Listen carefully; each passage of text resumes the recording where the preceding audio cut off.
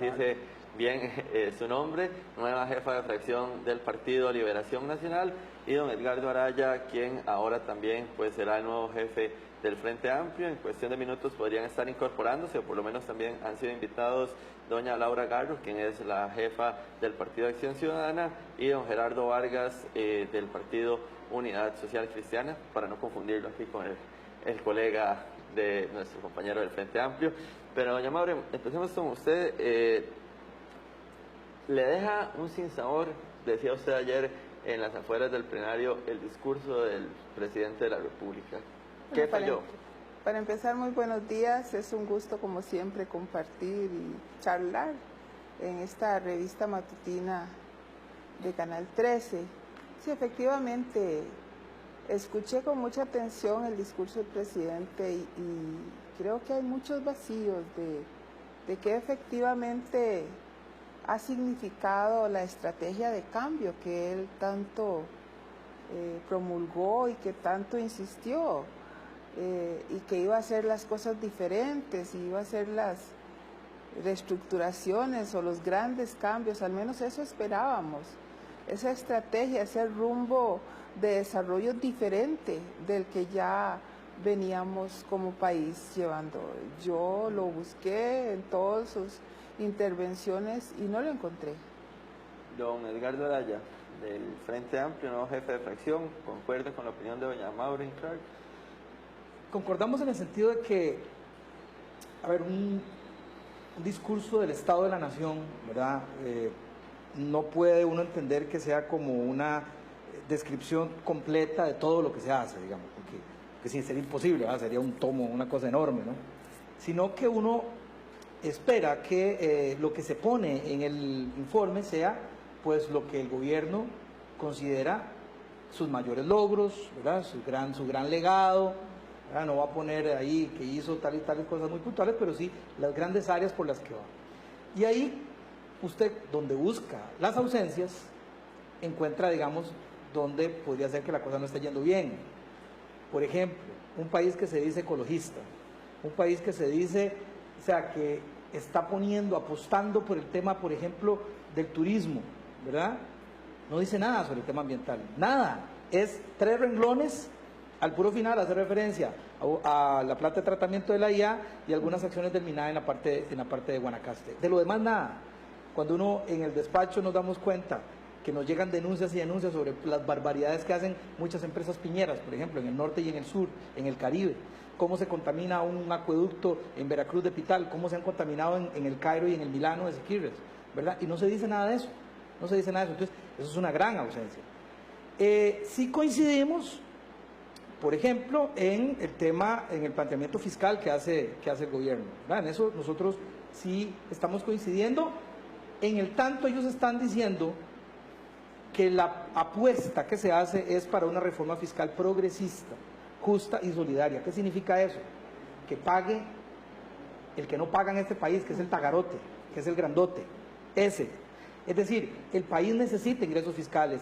Está claro que no se puede apostar únicamente al recortismo, ¿verdad? Está claro que despidiendo a 60,000 personas, despidiendo maestros, despidiendo policías, por más ajustes que se intenten hacer sin llegar a esos extremos, no se van a equilibrar la balanza pública. Siempre el gasto está siendo mucho mayor que el ingreso. Entonces se requieren ingresos nuevos. Pero tampoco nos señala cuáles fueron esos cambios trascendentales que estamos pidiendo en materia de gasto. No, pero se está planteando claramente que no es el recortismo por el recortismo, como la alianza esta que se conformó, y en donde me sorprende, digamos, que Liberación se haya incluido, porque dentro de estos 2 años para atrás, pues no ha tenido una posición tan extrema de recortar por recortar, ¿verdad? Y entonces todo el mundo, por ejemplo, la unidad apuesta a recortar. Aquí hay que recortar el gasto, y está claro que se sabe que aunque usted recorte todo lo que pueda recortar y corte todo, y estamos de acuerdo que hay que controlar el despilfarro,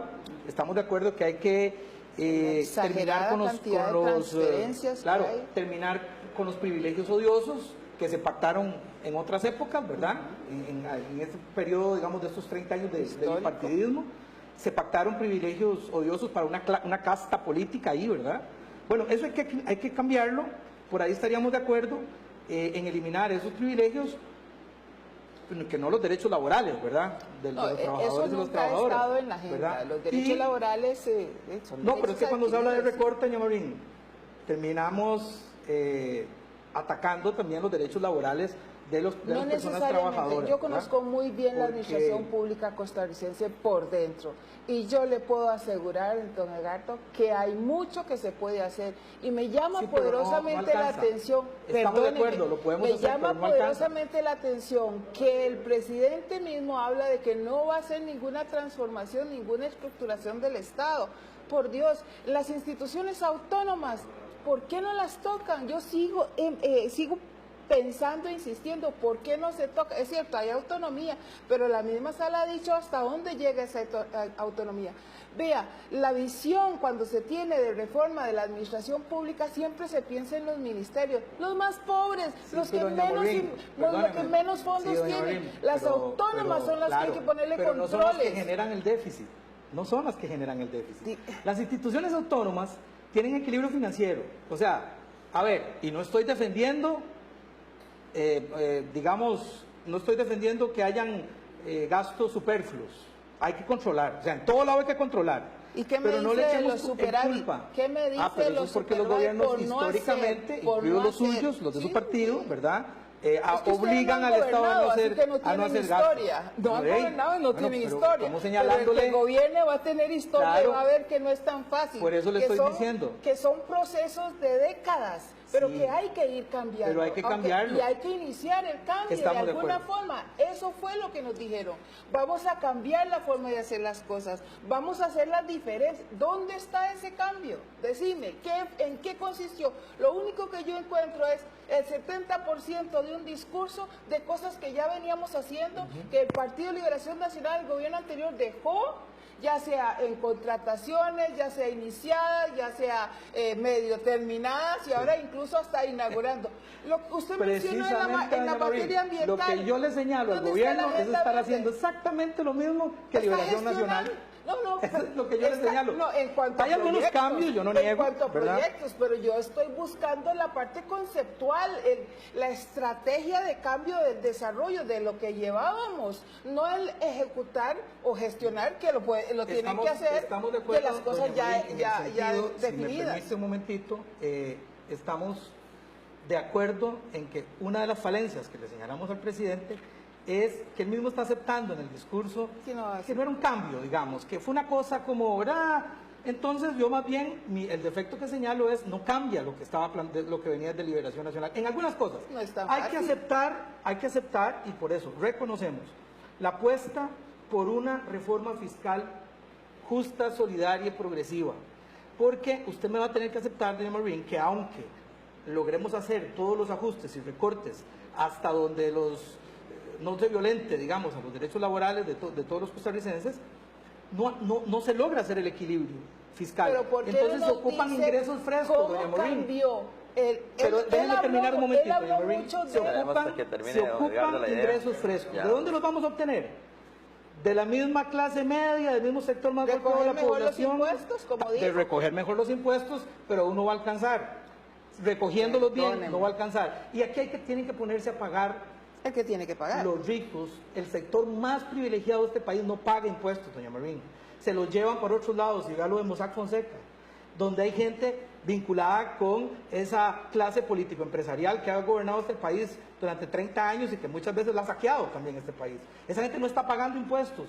La carga tributaria de este país recae sobre el sector profesional, el empresariado mediano y el más golpeado, porque no tienen para dónde Y irse, el despilfarro, no tienen para dónde coger, y el ¿verdad? despilfarro de algunas Entonces, instituciones.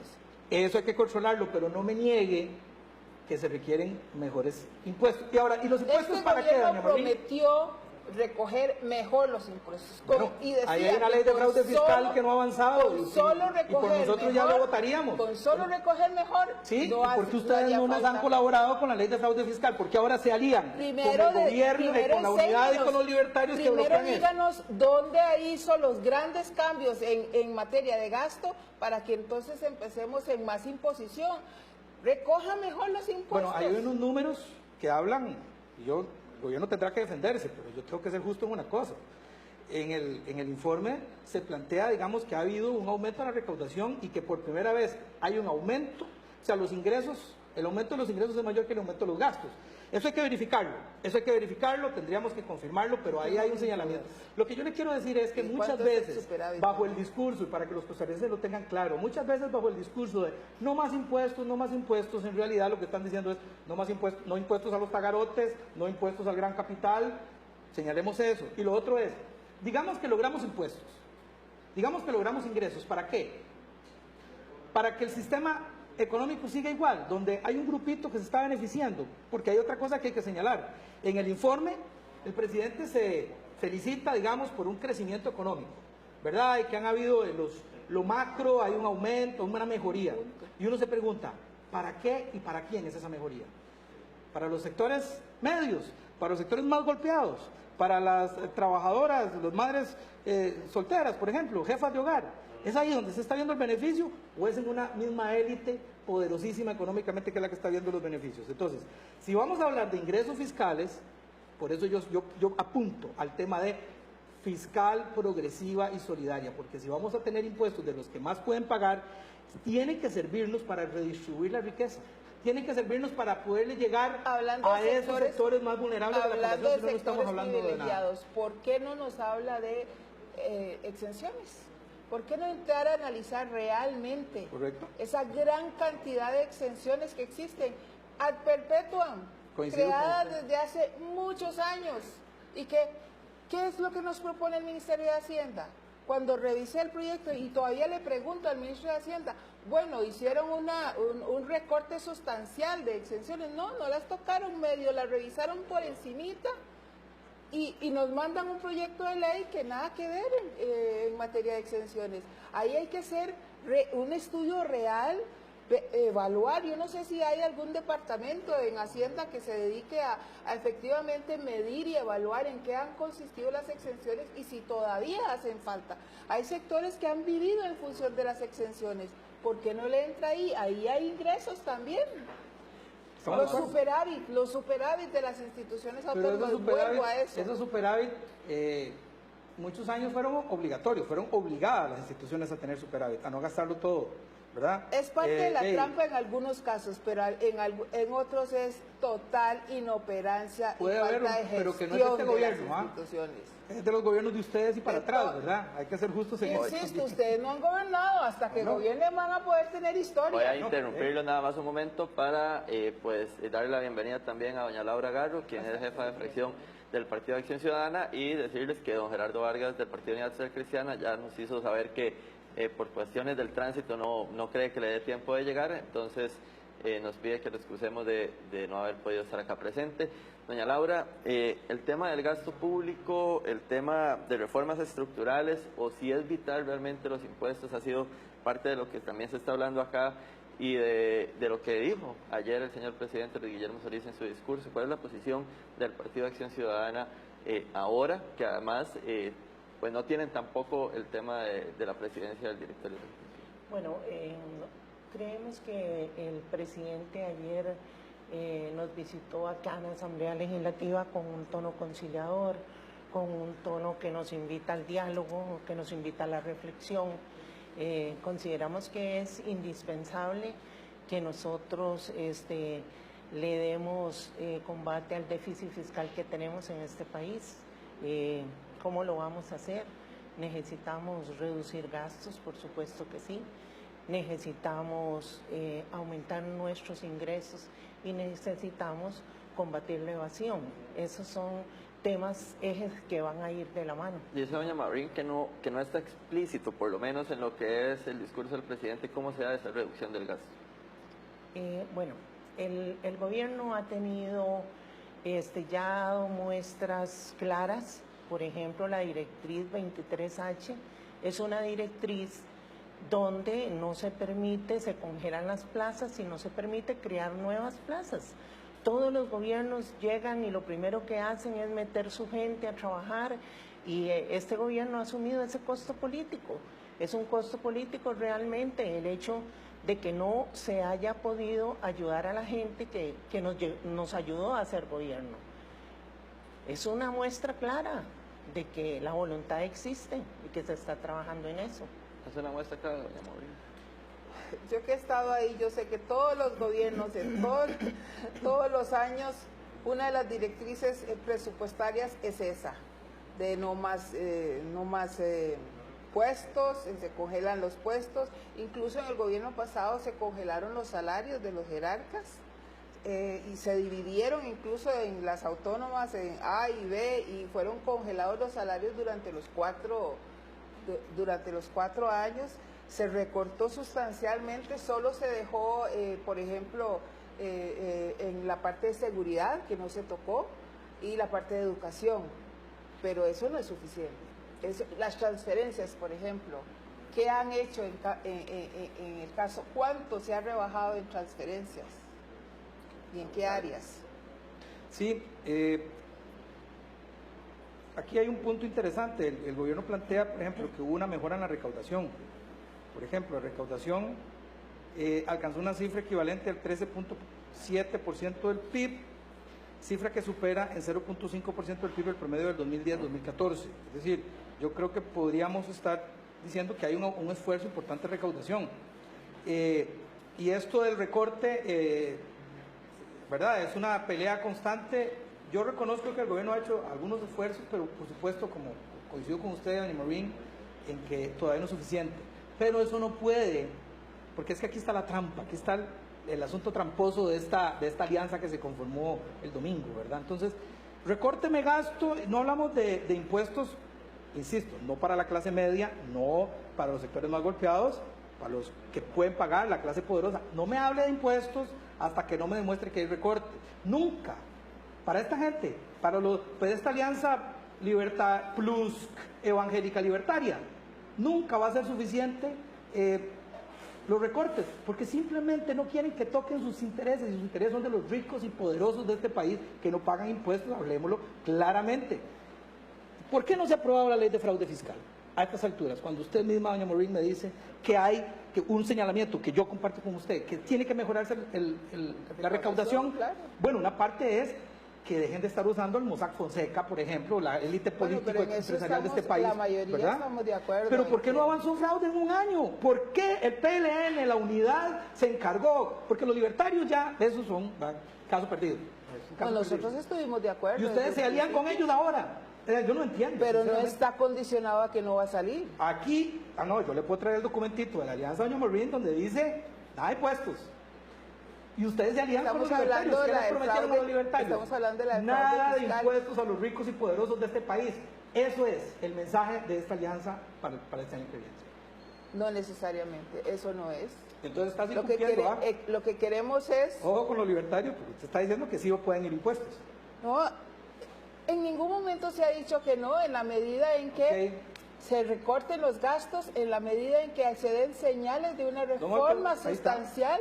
Ahí está. En el momento en que logremos eso, entonces nos sentamos a ver cómo hacemos. Como dicen los abogados, por ejemplo, de parte, retiro programa. No, por ejemplo, ¿por qué no nos garantizan los votos para el 208 bis para todas estas modificaciones en la parte del gasto? Nadie, si lo hacemos, no ha rechazado si eso lo hacemos pronto, entramos a analizar. El Frente Amplio no ha rechazado la posibilidad, pero es que no se vale, ¿verdad? Porque después entonces para los impuestos no les aplican vía rápida, a los impuestos a los tagarotes, insisto. Doña Laura. Bueno, yo creo que tenemos, como lo dice Edgardo, no estamos cerrados, tenemos que hablar, conversar, analizar, porque el tema urge, es un tema que muy reiterativamente el presidente lo tocó en su discurso, 17 veces mencionó que era una necesidad que nosotros los diputados asumiéramos responsablemente el tema fiscal. Yo creo que ha sido responsable don Luis Guillermo Solís al asumir el costo político que significa fortalecer la hacienda pública. Entonces, ahora nos toca a nosotros diputados asumir la cuota que nosotros tenemos que asumir. Igual nosotros estamos también anuentes a que si se tiene que aplicar la vía rápida, se aplique la vía rápida, pero que se aplique la vía rápida en todo, porque esto urge para Costa Rica, no para este gobierno, No, es que a veces confundimos, ¿verdad? Creo que es Costa Rica la que tiene la gran necesidad y ayer fue muy claro el presidente, ¿verdad? Todavía este gobierno podría pasar estos 2 años sin fortalecer la hacienda pública, pero ¿qué le espera al gobierno que entre? Al próximo gobierno. Sería una irresponsabilidad de nosotros, 57 diputados, que estamos aquí para proteger los intereses del pueblo.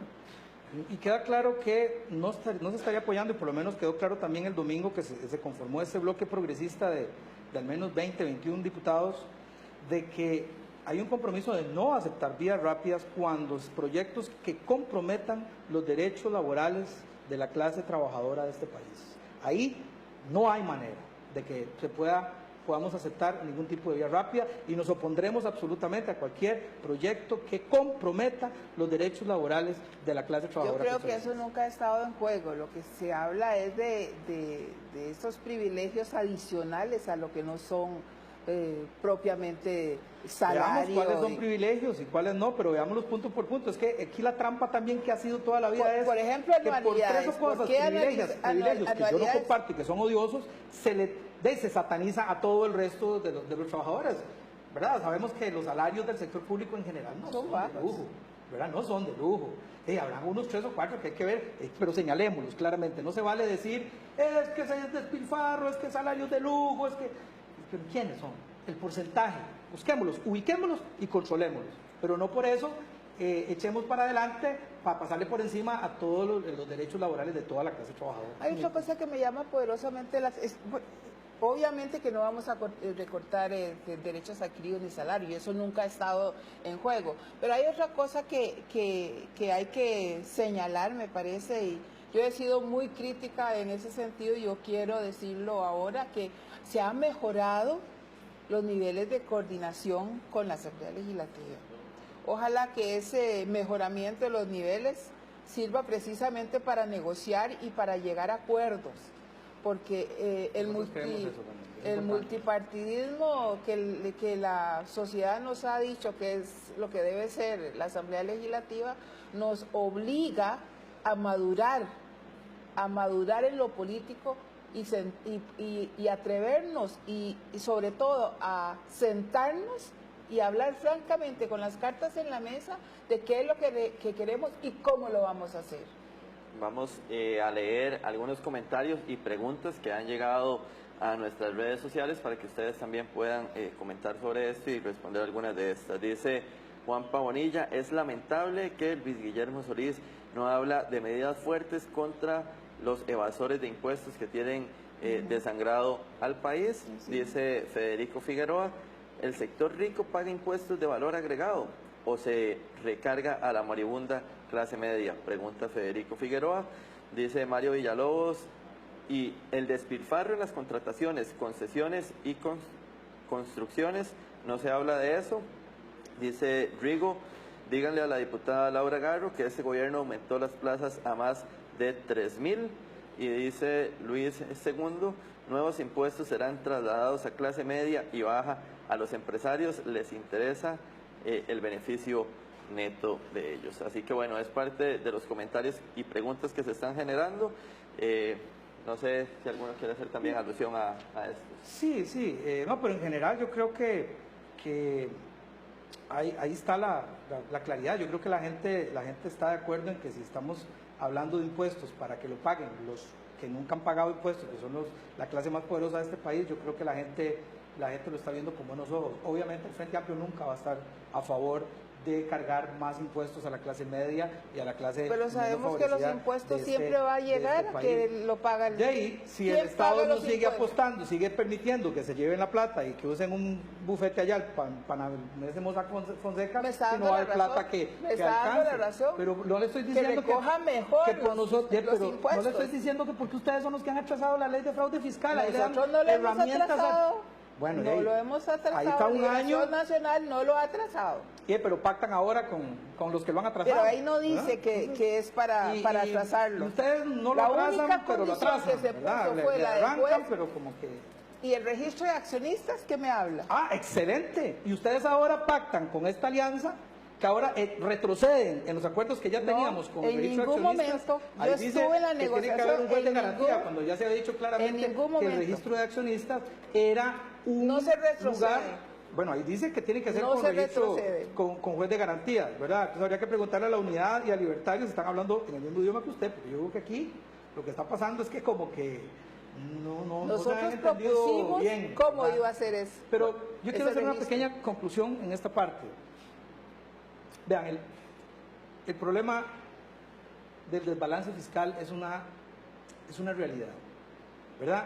Podemos hacer una cosa, meter la cabeza debajo de la mesa y decir, no está pasando nada, no está pasando nada, este gobierno termina, vendrá el otro, y la cosa se va haciendo más grande, no sé si será a nosotros, doña Morín, o a ustedes, o a la unidad, no sé, ¿verdad? A quien le va a tocar... Nos va a tocar a nosotros. A lo que le va a tocar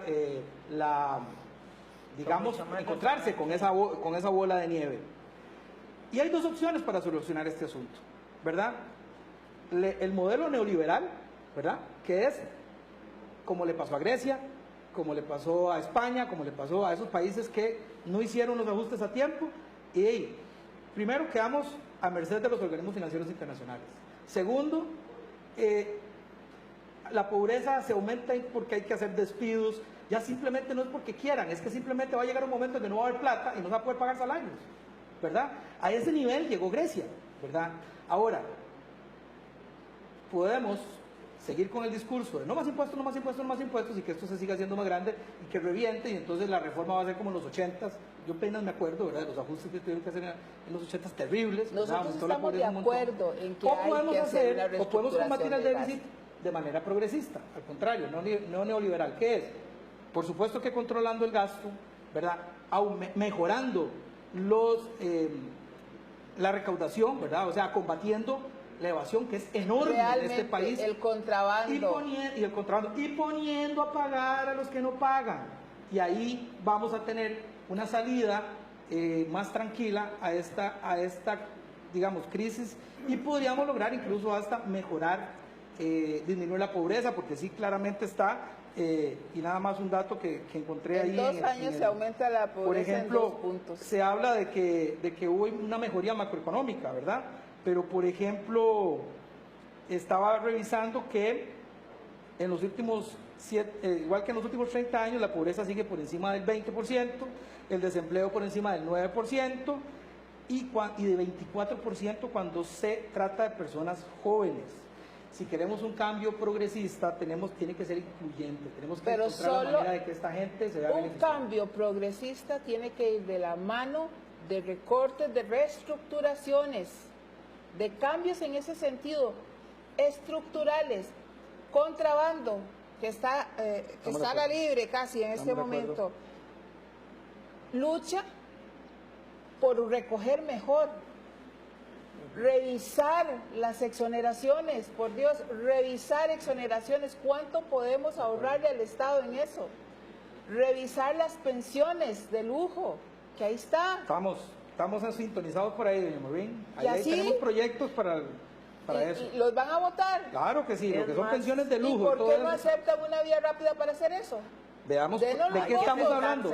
Cuando hablamos de vía rápida, sepamos de qué estamos hablando, ¿verdad? Hablemos de proyectos concretos. Ahí, los proyectos bueno, hablemos de proyectos concretos, porque lo que no quiero es que le metan a unos días con hueco. No, ahí está. Yo creo que es la oportunidad ahora de sentarnos realmente y hablar los temas, ponerlos sobre la mesa. Así es. Y poder conciliar. Hay cosas en las que no estaríamos de acuerdo, pero hay que ceder en cosas, igual ustedes, hay cosas en las que no estarían de acuerdo, pero tenemos que ceder, ir cediendo para ir buscando el consenso. Si nosotros logramos hacer eso, si nosotros logramos sentarnos, si nosotros logramos que el mismo presidente de la República, don Luis Guillermo Solís, intervenga con nosotros, o sea, hable con nosotros, diputados, sobre la necesidad, cuál es la situación, eso yo creo que lo vamos a lograr. Eso debió haber hecho desde un principio. Y lo decía doña Morín también.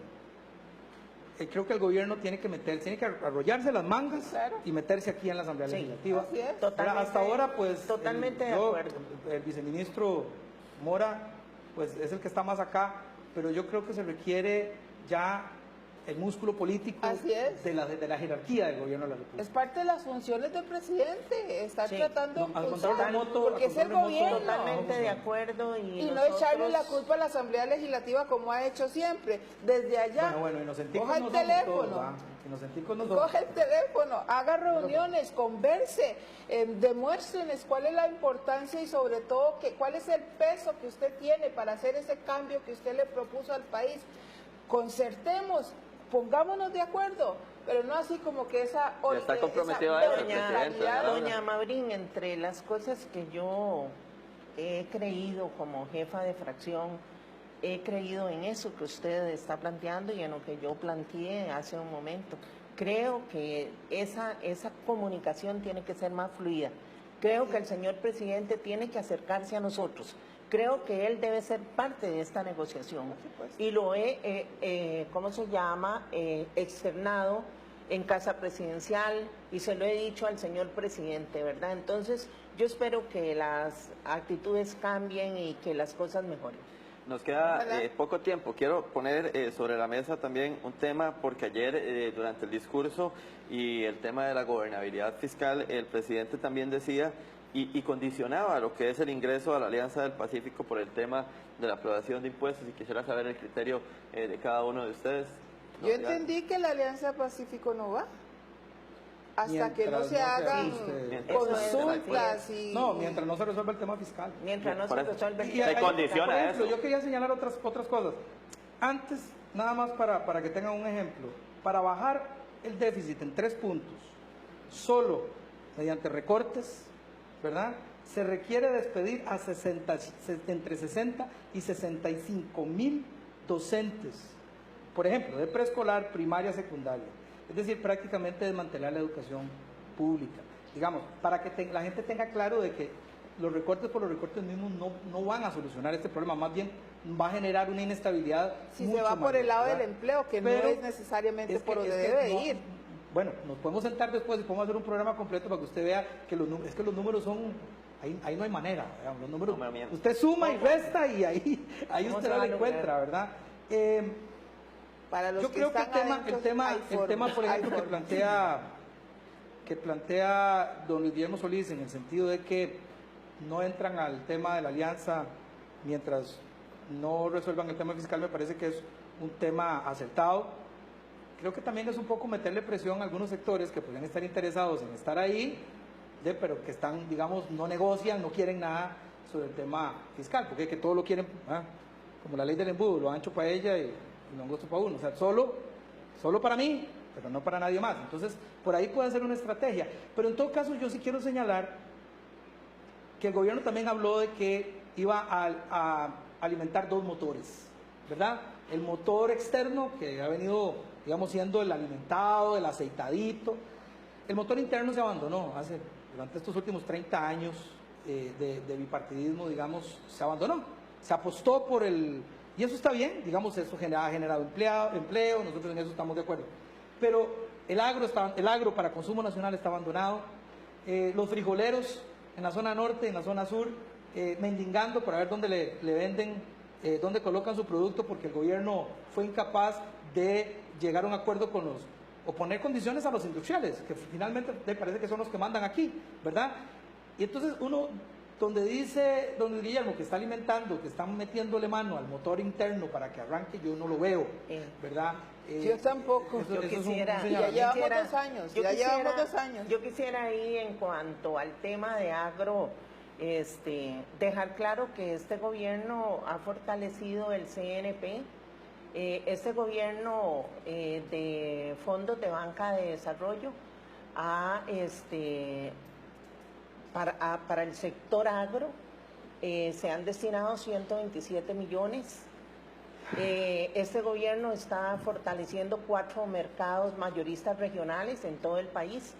Entonces, no es que este gobierno ha abandonado el sector agro, ¿verdad? Sí, doña Laura, pero por ejemplo, la ley de fortalecimiento del CNP, el gobierno la retiró. Cuando ya había un acuerdo, íbamos avanzando en eso, el gobierno la retiró. Y bueno, usted habla de banca para el desarrollo, y nosotros aprobamos esa ley. Y me llama mucho la atención que el presidente decía que ya casi 1/3 de la plata se había colocado. Ya se había Pero usted colocado. pregunta, ¿En qué? y la gente se queja de que va a los bancos y no le prestan plata, ¿verdad? La gente, los pequeños productores, que uno va, que se habla con ellos en el Pavón de los Chiles, en San Carlos, dicen, pero yo voy al banco y me dicen no hay plata, ¿verdad? Eso es un gran reto, eso no se ha logrado, la gente sigue sintiendo que el pequeño y mediano empresariado está abandonado, el agro para consumo nacional está abandonado, y yo creo que eso es un reto, digamos, y que ahí el Frente Amplio está dispuesto a meter los empujes que sean necesarios, ¿verdad? Doña Laura. Sí, yo también lo considero así. Yo creo que en relación a la Ley Banca de Desarrollo todavía se necesitan ajustes precisamente por eso, porque se siente que lo que es a nivel individual no está llegando los fondos de banca de desarrollo. ¿Por qué? Porque se está canalizando a través de organizaciones, se está canalizando a través de asociaciones, a través de cooperativas, y entonces individualmente las personas no sienten ese apoyo de banca de desarrollo. Pero se supone que estaba creado precisamente para, y sobre todo para individuales, debería haber habido una estrategia de a quienes se quiere fortalecer con esos fondos, porque entonces imagínense que si nos vamos por el lado de las cooperativas, que yo sé que son muy eficientes y hay que fortalecer, pero ellos tienen otras formas también, otras formas de financiarlos y fortalecerlos. En cambio, el pequeño o los y las pequeñas empresas son, la banca estatal es la que más los puede empujar, los puede apoyar. Y si todos se lo van a comer las cooperativas, me parece que la estrategia estuvo errada. ¿Por qué no haber segmentado la disposición de esos recursos? Qué sé yo, una cuarta parte para estos, una cuarta parte para él. Si no, las cooperativas se lo van a comer. Totalmente de acuerdo con usted, doña Mabrín.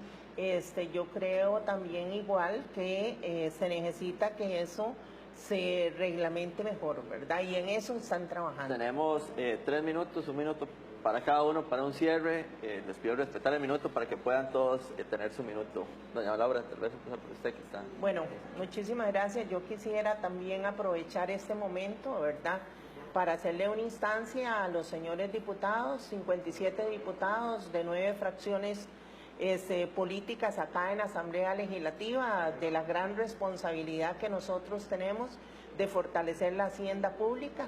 Esto es por Costa Rica, ¿verdad?, que lo entendamos así.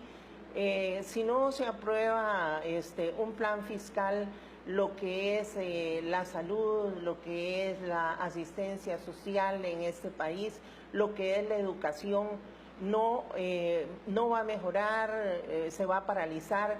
Nuestros niños que van a las escuelas, nuestros jóvenes que van a las universidades, las personas pobres de este país que realmente necesitan ese apoyo del Estado, se va a paralizar. Entonces yo apelo a que pensemos, conversemos y que realmente lleguemos a consensos.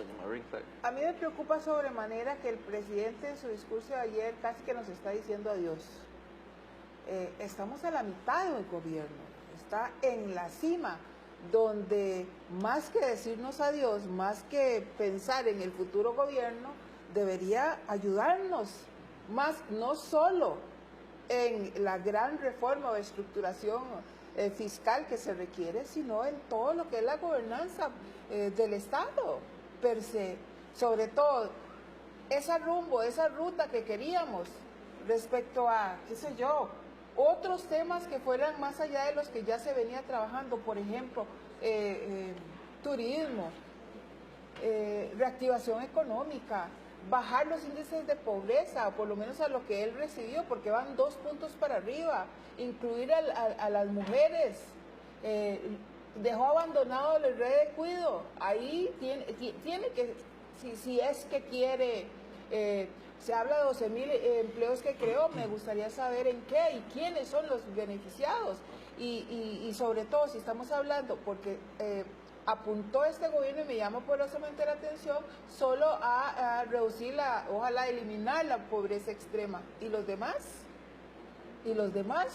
pobladores y la gran mayoría de la población, solo podemos esperar de este gobierno la reforma fiscal, nos quedamos bien, pero bien atrás en cuanto a lo ya logrado. Perfecto, doña Maureen. Don Sí, Edgardo. yo quiero dejar absolutamente claro la posición del Frente Amplio en cuanto a la defensa absoluta de las personas trabajadoras de este país, la defensa absoluta al trabajador del sector público, al pequeño y mediano empresario, al pequeño y mediano productor, y que absolutamente nos opondremos absolutamente a cualquier intento de vía rápida a proyectos que tengan que ver con gasto disfrazado de ataques a los derechos laborales, que son los proyectos que la Alianza firmó el domingo, donde creemos que son proyectos nefastos que atacan derechos laborales. Por lo tanto, esos jamás van a tener la vía rápida y más bien por eso celebramos que se constituyó un bloque de 21 diputados que van a ponerle un freno,